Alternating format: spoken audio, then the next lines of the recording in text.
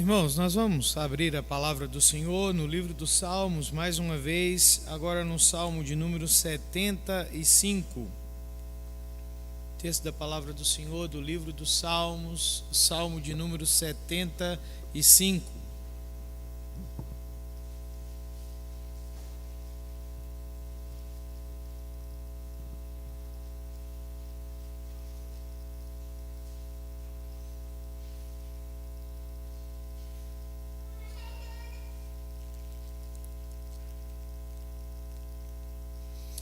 Texto da palavra do Senhor do livro dos Salmos, Salmo de número 75.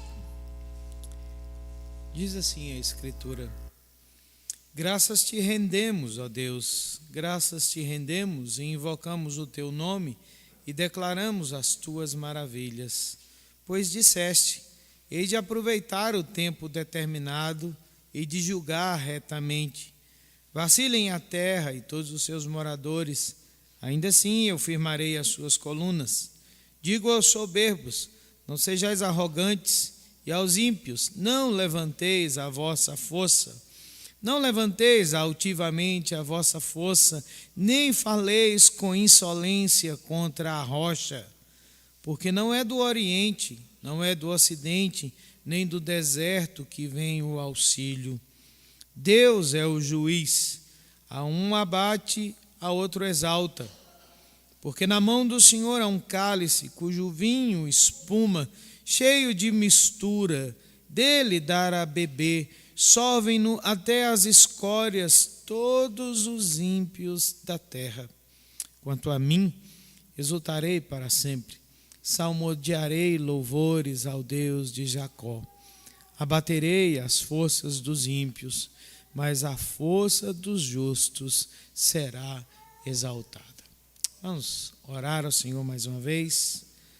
Deus, nós bendizemos o teu nome pelo privilégio que o Senhor nos concede de entregar a ti o nosso louvor e a nossa gratidão. Obrigado, Senhor, pela tua presença bendita entre nós e sobre nós, porque o Senhor é Deus presente, o Senhor é Deus que dirige as nossas vidas e nós nos refugiamos nisso como princípio regulador da nossa vida, de que o Senhor é o nosso refúgio e a nossa fortaleza sempre.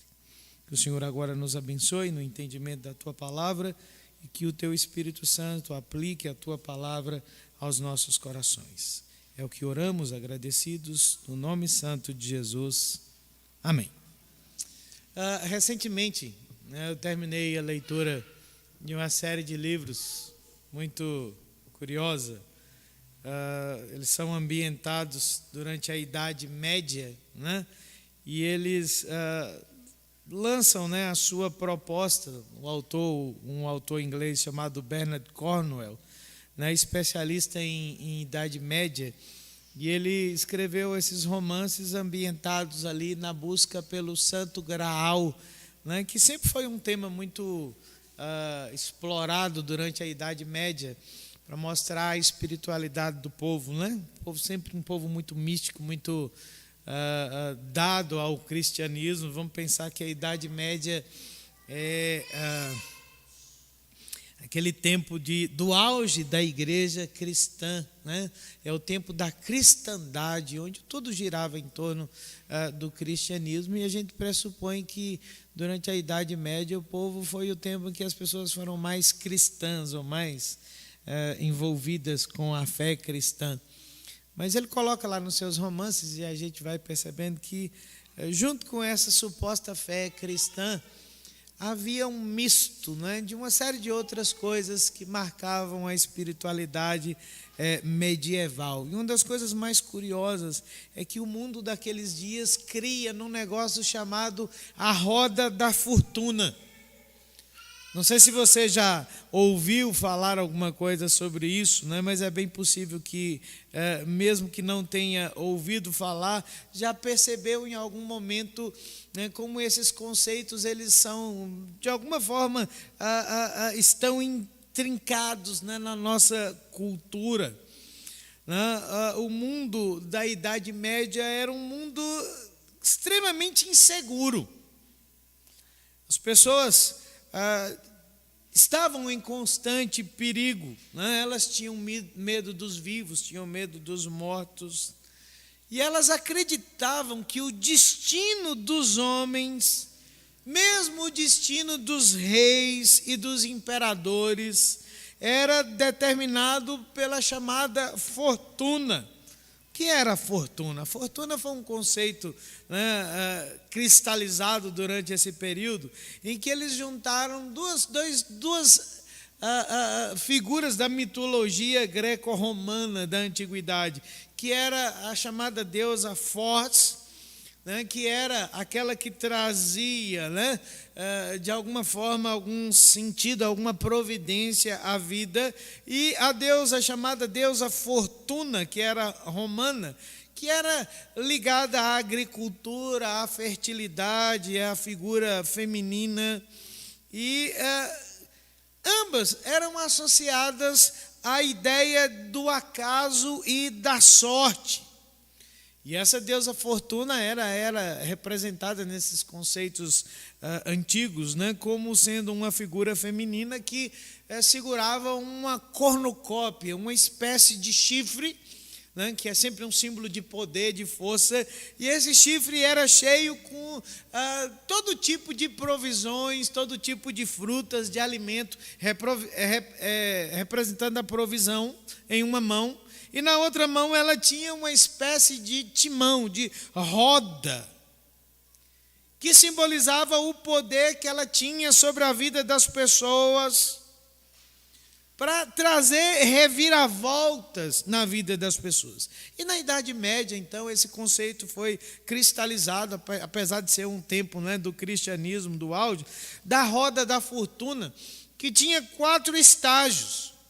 De um lado, né, na figura medieval, tinha um sujeito do lado esquerdo da roda, né, a roda era guiada por uma deusa, e do lado esquerdo tinha um sujeito que estava levantando a mão, aonde era dito, né, aquele era o ponto em que ele dizia o seguinte: olha, eu devo reinar em algum momento. Está lá com a mãozinha ascendendo aos céus, esperando que o seu momento chegue. Lá na parte de cima da roda havia o sujeito que estava coroado, né, cuja expressão é: eu já reino. Do lado direito da roda já havia um sujeito que estava, né, caindo da graça, a coroa já estava saindo da cabeça, e ele já tinha lá o nome dizendo o seguinte: olha, eu já não reino mais. E lá na base da roda estava quem de fato estava em maus lençóis, que era o sujeito que dizia assim: olha, eu não tenho mais condições de reinar. Geralmente era esse que a roda, né, amassava e destruía. Então a roda da fortuna representava a roda da vida, a roda do acaso, que estava em constante movimento, provocando grandes mudanças. E que as pessoas, elas eram reféns, pasmem vocês, era gente tudo cristã, mas elas se viam reféns do destino, que geralmente era cego, ou então da sorte, que também era cega. Sabe onde é que nós vimos muito essa ideia da roda da fortuna? Quem gosta de musical, tem uma ópera muito famosa que a gente sempre vê aí sendo Carmina Burana, que é um documento, é uma peça teatral, musical desse período da Idade Média. E a música principal lá da peça Carmina Burana é uma música chamada Fortuna, ou Sorte, em que é cantada em todo tempo alguns conceitos que a gente traz conosco. Vale lembrar que nós somos herdeiros de Portugal, e o catolicismo de Portugal, né, é um catolicismo extremamente medievalista, né? E lá se dizia o seguinte, na música lá da Carmina Burana aqui: a sorte é cega, que a sorte é careca, né? Ela não acontece para todas as pessoas. E aí a gente vai prestando atenção como nós, no nosso mundo, né, mesmo sendo crentes, mesmo sendo cristãos, né, guardamos para nós conceitos como sorte, como fortuna, como acaso, como destino. Nós cremos em coisas que nós julgamos que são coisas impessoais, que são responsáveis pelas grandes transformações da nossa vida, pelas reviravoltas, e que essas forças, na maioria das vezes, são forças impessoais e são forças despropositais. Não há sentido, não há significado, não há propósito naquilo que acontece. Foi sorte, foi azar, foi um acidente. Nós nos referimos às coisas que acontecem conosco e acontecem com os nossos dessa forma. Mas nós somos crentes, nós somos cristãos. Mas na prática somos como as pessoas do mundo medieval, né? Pessoas que sustentam determinados conceitos cristãos, mas cuja vida no dia a dia, né, na prática, cremos nesse tipo de coisa, na sorte, no acaso, no acidente, no destino. Geralmente, a vida que é marcada pela sorte, a vida que é marcada pelo azar, é uma vida sem confiança, né? Porque tudo pode mudar de repente. A roda pode dar uma volta e você hoje está em cima, amanhã está embaixo. Mas esses conceitos são estranhos às Escrituras, porque nós não encontramos tais pensamentos, tais ideias, né, marcando a espiritualidade do povo de Deus, ainda que o povo de Deus reconheça que a vida esteja cheia de reviravoltas. O salmista tem aqui no Salmo 75, nos apresentando justamente essa certeza de que, de repente, tudo pode mudar na nossa vida, mas diante dessas reviravoltas, nós somos chamados a adorar o Senhor e nos alegrarmos na vontade do Senhor, porque não existe nada chamado sorte ou azar, acidente, destino. Existe um Deus que governa todas as coisas, inclusive, principalmente, as mudanças mais drásticas que você e eu experimentamos na nossa vida ao longo dos tempos, ao longo dos anos que nós vivemos. E mais uma vez, quem nos ensina isso é esse personagem, né, tão especial, tão importante da adoração, Asaf, né?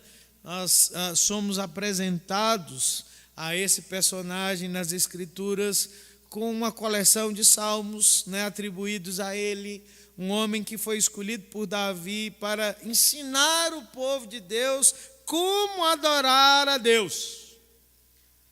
E aqui para nós, irmãos, não era uma tarefa fácil, não é, porque adorar não é cantar.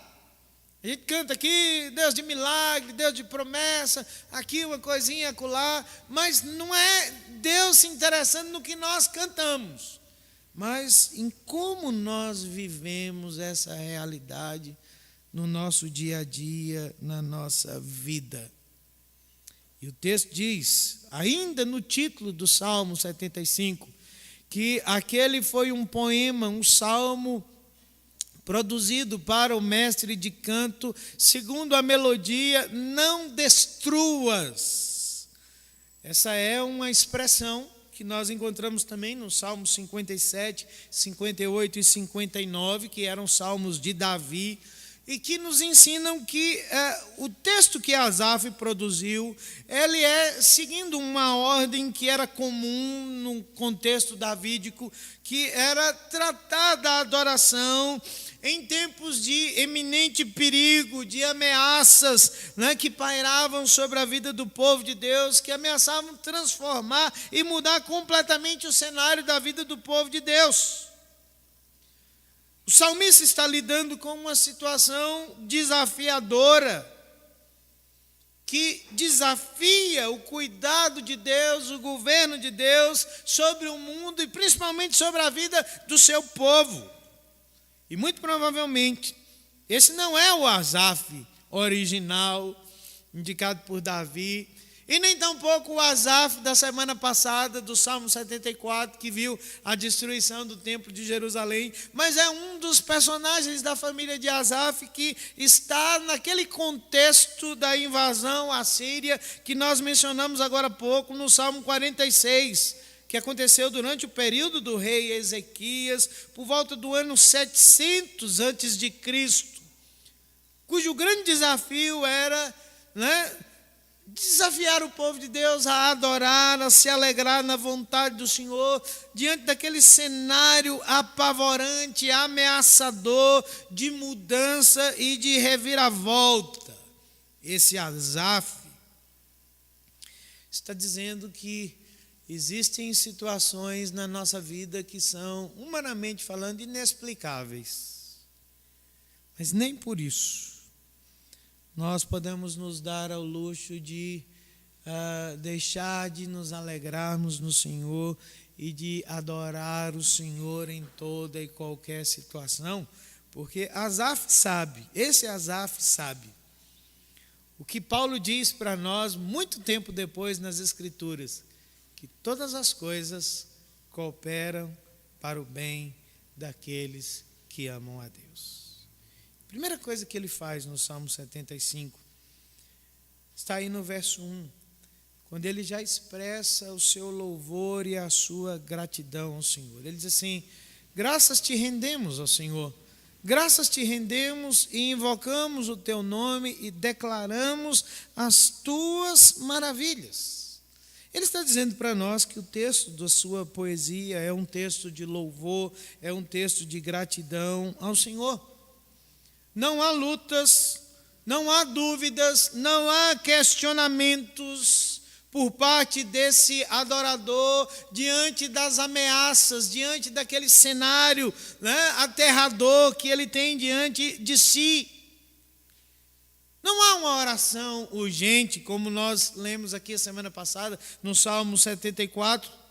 Os tempos são difíceis, os tempos são incertos, os tempos são ameaçadores, mas Asaf não se permite tirar os olhos da presença do Senhor.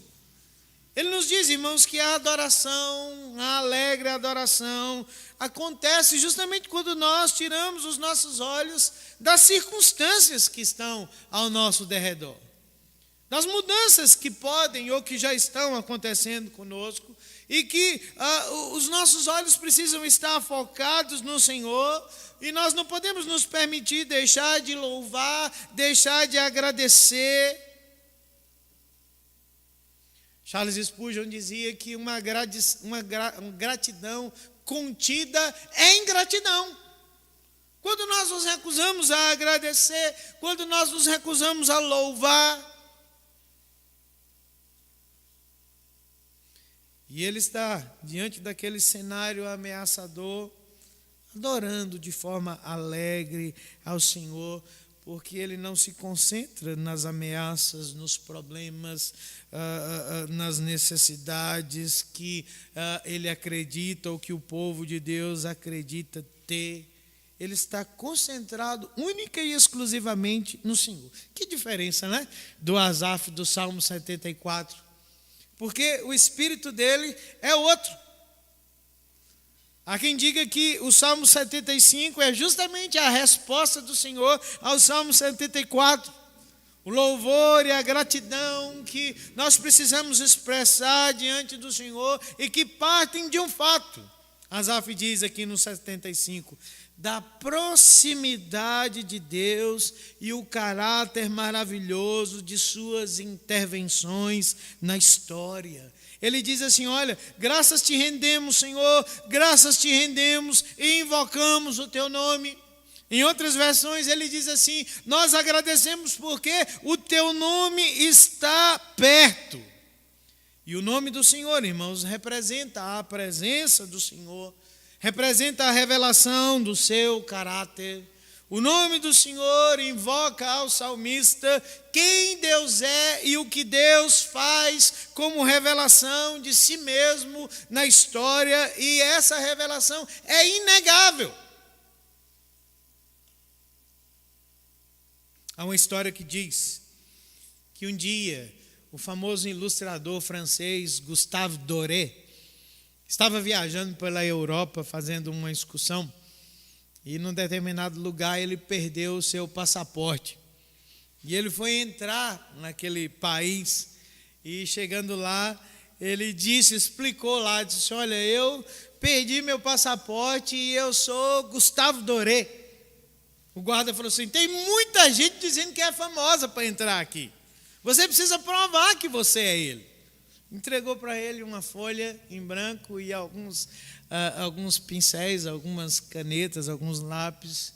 E pouco tempo depois, aquele famoso artista produziu uma gravura espetacular. Ele é famoso porque foi ele que trouxe gravuras ou produziu gravuras para as grandes obras da história, assim, de literatura, tipo a Divina Comédia, de Dante. Ele era famoso.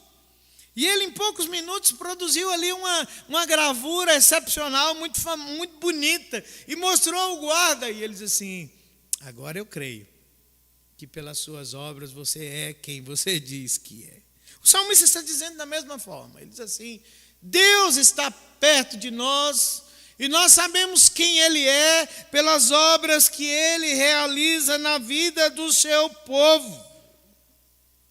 Asaf diz que Deus é um Deus cujos feitos maravilhosos na história provam como Ele está perto do seu povo nos tempos mais difíceis, nos tempos mais sombrios, nos tempos mais ameaçadores. Deus realmente está próximo, irmãos. Ele está presente em tudo que acontece na vida do seu povo. E a história das suas intervenções em favor do seu povo provam essa proximidade. Que a história do povo de Deus é uma história maravilhosa. Quando nós nos lembramos de quem o Senhor é, nós trazemos o seu nome e a sua presença para perto de nós. E como nós precisamos dessa presença do Senhor quando os tempos são ameaçadores, quando os tempos são difíceis, quando nós não sabemos o que fazer com as mudanças que se apresentam no nosso caminho. Asaf diz que nós precisamos nos lembrar do Senhor, nós precisamos adorar o Senhor pelo seu nome, pelos seus grandiosos feitos. E algo acontece quando ele está adorando o Senhor, quando ele está agradecendo ao Senhor, louvando o Senhor.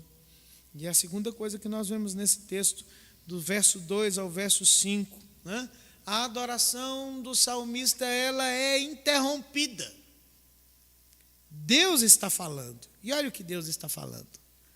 Hei de aproveitar o tempo determinado, hei de julgar retamente.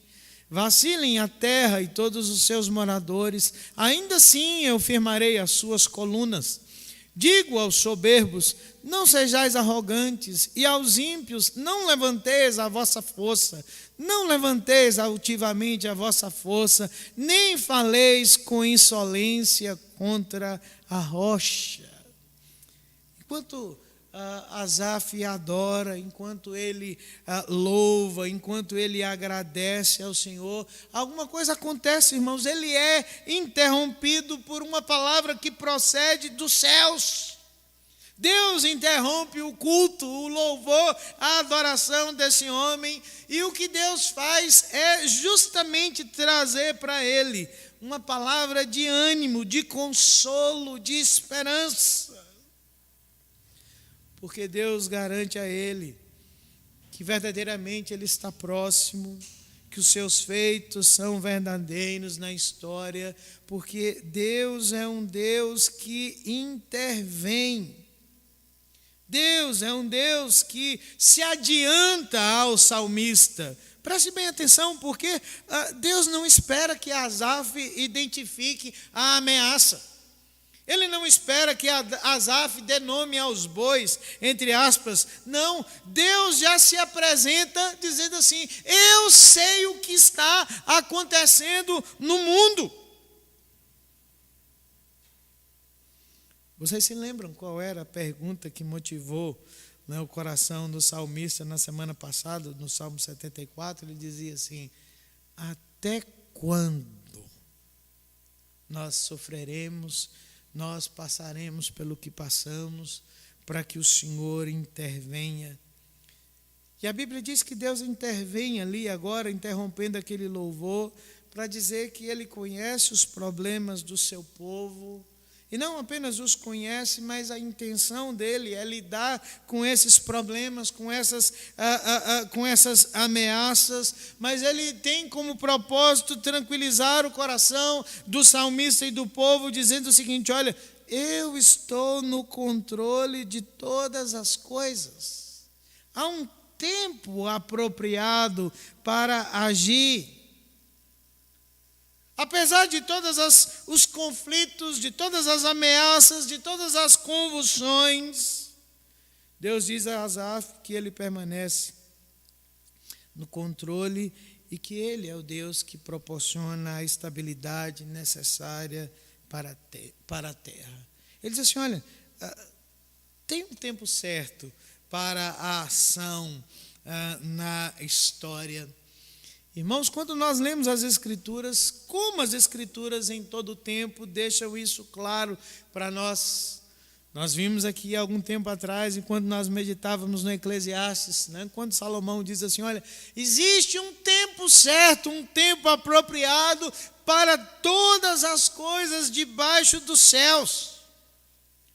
O apóstolo Paulo, escrevendo aos Gálatas, no capítulo 4, verso de número 4, ele diz assim: olha, vindo a plenitude dos tempos, Deus enviou o seu Filho, nascido de mulher. E a expressão que Paulo usa é: quando o tempo estava maduro, Deus entrou na história. É sempre assim. Deus nunca se atrasa, Deus nunca se adianta. Deus é o Deus que age e intervém. Mas somos lembrados por meio da palavra do Senhor ao salmista que existe um tempo certo para o Senhor trabalhar naquilo que está acontecendo nas nossas vidas e o que está acontecendo no mundo. E se existe, irmãos, algo que faz o nosso coração correr risco, o nosso coração ser adoecido, é o tal do tempo. Nós queremos que Deus intervenha, nós queremos que Deus haja, mas nós queremos que Deus faça isso no nosso tempo. E Deus está garantindo ao povo, garantindo ao salmista, que ele já havia escolhido um tempo determinado para agir, e que o seu povo poderia ficar em paz e confiança, porque tudo estava debaixo do controle de Deus. Até aquilo que o salmista achava, o que o povo achava que, né, as colunas da terra estavam se dissolvendo, que o mundo estava entrando em colapso. Deus diz assim: tem um tempo certo para todas as coisas acontecerem, e eu determino o tempo exato de agir. Nós não entendemos isso, né? A vida de Winston Churchill, né, o famoso primeiro-ministro inglês, é um retrato muito curioso do tempo de Deus, né, na vida dele e na vida da história.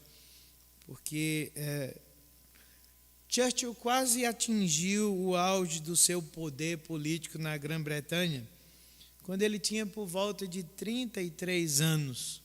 Ele já era membro de um gabinete político e era um dos oradores mais populares da Inglaterra. No entanto, uma série de eventos e de situações, né, tornaram ele extremamente impopular na Inglaterra e levaram ele a perder a sua posição política e se tornar um objeto de rejeição e de ridículo, né, para o povo. No início dos anos 30, ele havia sido excluído das cadeiras de poder, mesmo que ele fazia advertências proféticas sobre o que estava acontecendo na Alemanha, sobre o personagem chamado Adolf Hitler. Mas porque ele havia caído em descrédito, as pessoas completamente ignoraram as suas previsões. Quando a Inglaterra entrou na guerra, quando ela mergulhou na Segunda Guerra Mundial, Winston Churchill já tinha quase 65 anos de idade e ele estava considerando já a sua aposentadoria. No entanto, aquele foi o momento em que a nação se voltou para ele, e ele foi o personagem que inspirou um povo a permanecer firme durante os dias mais sombrios da guerra. Quase 30 anos depois. Irmãos, a Bíblia diz que Deus tem um tempo certo para agir no mundo, e Ele tem um tempo certo para agir nas nossas vidas. Nós não podemos nos desesperar, nós não podemos recusar a adoração, o louvor e a gratidão na presença do Senhor, mas nós precisamos ponderar e considerar isso. É possível que a sua Bíblia, não sei, dependendo da versão que você tenha, existe aí um instrumento, né, da literatura hebraica, né, principalmente da composição ali dos Salmos, né, que é uma palavrinha que talvez você já tenha ouvido aí, não, mesmo que não tenha na sua versão, mas é uma palavra chamada Selá. Selá é um interregno, um período de consideração que o músico faz, de silêncio, para que os adoradores considerem o que eles estão ouvindo, para que eles considerem o que estão cantando. Há uma pausa que Deus faz para que o salmista entenda isso, considere essa verdade. Deus tem um tempo próprio para tratar com todas as coisas neste mundo, e principalmente para tratar com as coisas que estão envolvidas na nossa vida. Ele não se adianta, ele não se atrasa, mas a Bíblia diz que ele age no tempo certo que ele escolheu, quando o tempo está maduro para tratar com todas as coisas na nossa vida. Por que ele faz isso? Porque parte da palavra de Deus, no verso 4 e no verso 5, é uma advertência contra a arrogância. Porque é possível, irmãos, que nós desconsideremos a palavra do Senhor e nós pensemos que é possível que esse negócio de ação de Deus, de providência de Deus, de intervenção de Deus, seja uma conversa fiada. Na realidade, nós fazemos o nosso tempo, nós fazemos o nosso destino, nós fazemos as coisas acontecerem. Deus diz assim: cuidado com a desobediência deliberada à vontade de Deus, porque Deus tem um tempo para agir. E nós precisamos entender isso, confiar nisso, descansar sobre isso e não agir de forma arrogante. As coisas não acontecem por acaso. Mas nós nos esquecemos disso, irmãos. Os homens se esquecem que todas as coisas são ordenadas do céu, que todas as coisas acontecem pela intervenção de Deus, e que existe não apenas um tempo próprio para Deus agir, mas que todas as coisas que acontecem têm um propósito.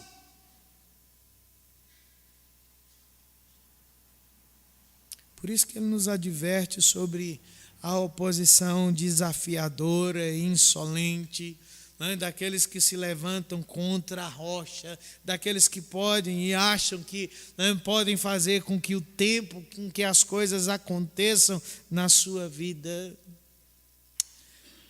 Deus fala em meio à adoração do salmista, e ele traz paz ao coração daquele homem.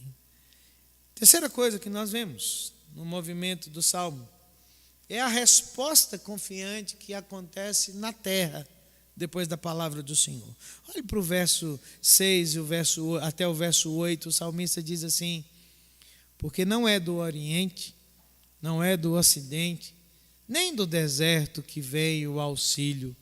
Deus é o juiz, a um abate, a outro exalta, porque na mão do Senhor há um cálice cujo vinho espuma, cheio de mistura, dele dá a beber, sorvem-no até as escórias todos os ímpios da terra. A palavra de Deus produz uma resposta confiante e esperançosa, né, sobre a providência de Deus no coração do salmista. Ele então é consolado pela certeza da intervenção de Deus no tempo certo. Ele crê que vale a pena esperar pelo Senhor, ele crê que vale a pena confiar no Senhor, porque ele sabe que Deus é o único refúgio, Deus é a única fortaleza. Para onde nós nos voltamos em tempos de certeza, em tempos de mudança, em tempos de reviravolta? Para onde o nosso coração se sente inclinado a olhar, a buscar? O salmista diz assim: Deus é o único, porque as mudanças são promovidas por Ele. Ele é a única fonte de salvação. Ele diz no verso de número 6, não é do Oriente, nem do Ocidente, nem do deserto que vem o auxílio. Quando o salmista faz isso, irmãos, nós precisamos ter em mente que ele está aqui elencando os chamados pontos cardeais da sua forma e do seu jeito. Ele fala sobre o Oriente, sobre o Ocidente, ele fala do deserto, para não dar outro nome, porque o deserto aqui é o sul, e sabe quem estava ao sul do povo de Deus? O Egito, famoso Egito, lugar da escravidão, que em muitos tempos da vida do povo de Deus sempre se apresentava como uma alternativa de socorro. Mas vocês percebem que ele não fala sobre o norte? Por que o salmista não fala sobre o norte? Porque do norte não vem ajuda, do norte só vem inimigo. A Assíria vem do norte, a Babilônia vem do norte. E esse homem está olhando e dizendo assim: olha, não vem de nenhum desses lugares o nosso socorro, o nosso apoio, a nossa esperança.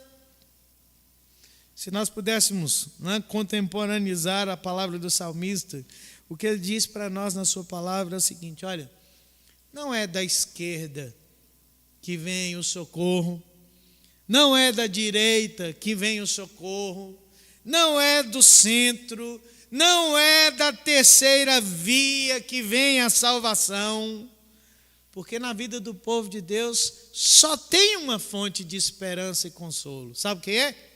O próprio Deus, o governo de Deus sobre todas as coisas. É Ele quem estabiliza o mundo, é Ele que intervém, e Ele sempre vai intervir na vida do seu povo, contra toda forma de arrogância, contra toda forma de altivez. Curioso, não é? O tempo de Deus. Semana estava lendo aí, certamente você viu as notícias lá do que aconteceu nos Estados Unidos, quando a Suprema Corte dos Estados Unidos reverteu uma situação, uma decisão de 50 anos pró-aborto. E os juízes disseram o seguinte: olha, não vai ficar só nisso não, a gente vai virar muita coisa. Imagine só, 50 anos depois de algo que é dito como estabelecido, como um pilar, e de repente Deus vem e move contra a arrogância, para dizer, queridos, que é sempre assim que Ele age. Ele corta os chifres da insolência e da arrogância. A imagem que o salmista tem aqui para arrogância e insolência é de um animal de chifre que levanta o chifre contra os céus. E ele diz assim: olha, Deus é o Deus que intervém e que quebra a insolência. Foi sempre assim, irmãos. Foi com Faraó, foi com Nabucodonosor, foi com Herodes, foi com o próprio Hitler. Eu mencionei agora há pouco o Winston Churchill, mas está uma imagem muito curiosa. Diz que durante o período da Segunda Guerra, Hitler tinha tirado uma foto montado num cavalo branco, uma foto muito pomposa, e ele havia mandado escrever na foto, né? No princípio era o verbo. Que arrogância, que insolência. A Bíblia diz que Deus tem um tempo certo para tratar com todas as coisas, porque Deus é o Deus que resiste aos soberbos e dá graça aos humildes, e no tempo certo o juízo de Deus vem sobre a terra.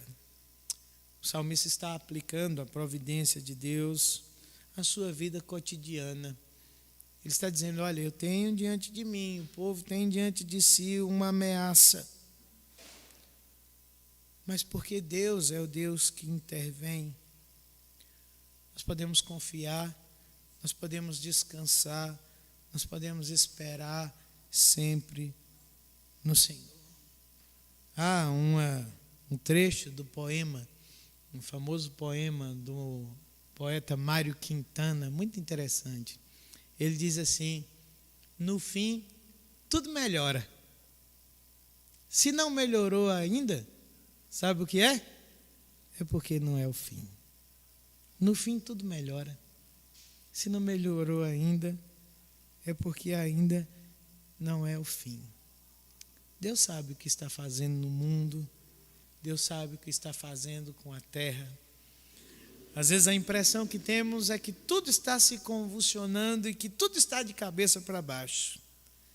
Mas o salmista diz que nós podemos e devemos esperar no Senhor. Ele termina a sua poesia com uma resolução. Ele diz assim, a única coisa que eu posso fazer diante disso tudo, sabe o que é?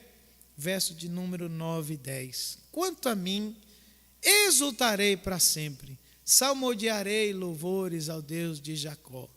Abaterei as forças dos ímpios, mas a força dos justos será exaltada. Ele toma uma resolução.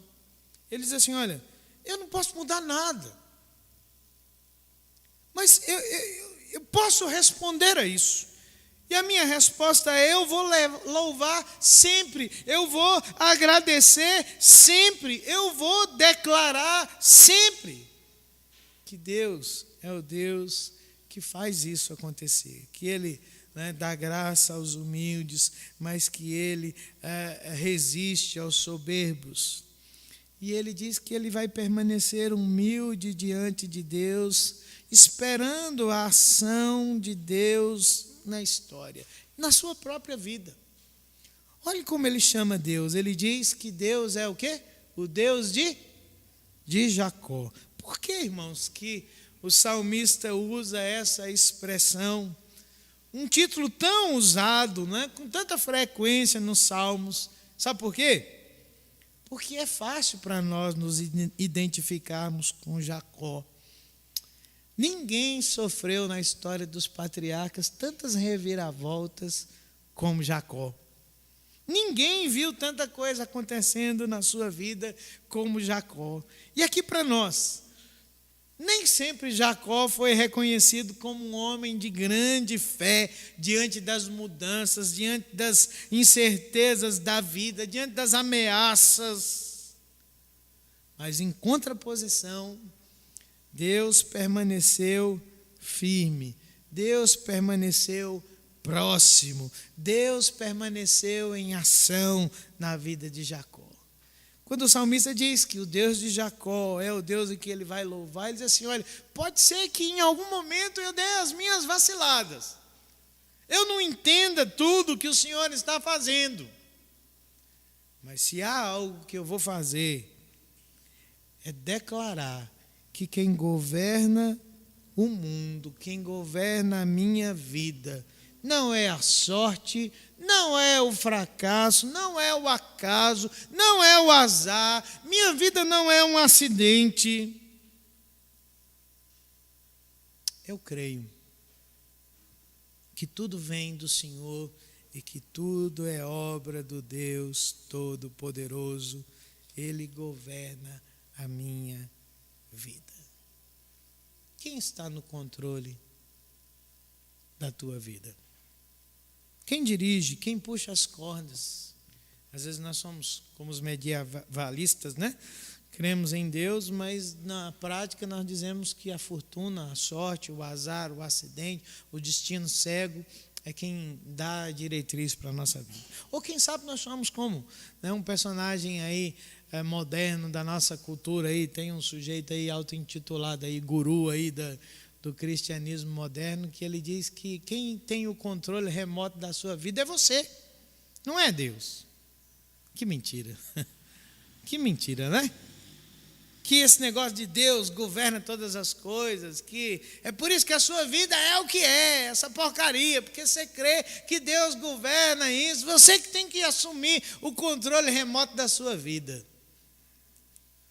Sabe o que é que Deus diz para a gente como esse falso mestre cristão? Cuidado, Deus corta o chifre de quem se levanta de forma insolente contra ele. Porque só há uma resposta para a vida do povo de Deus. Sabe qual é? Todas as coisas cooperam para o bem daqueles que amam a Deus, daqueles que foram chamados pelo Senhor para todos os propósitos de Deus na sua vida. Não existe acidentes na vida dos crentes.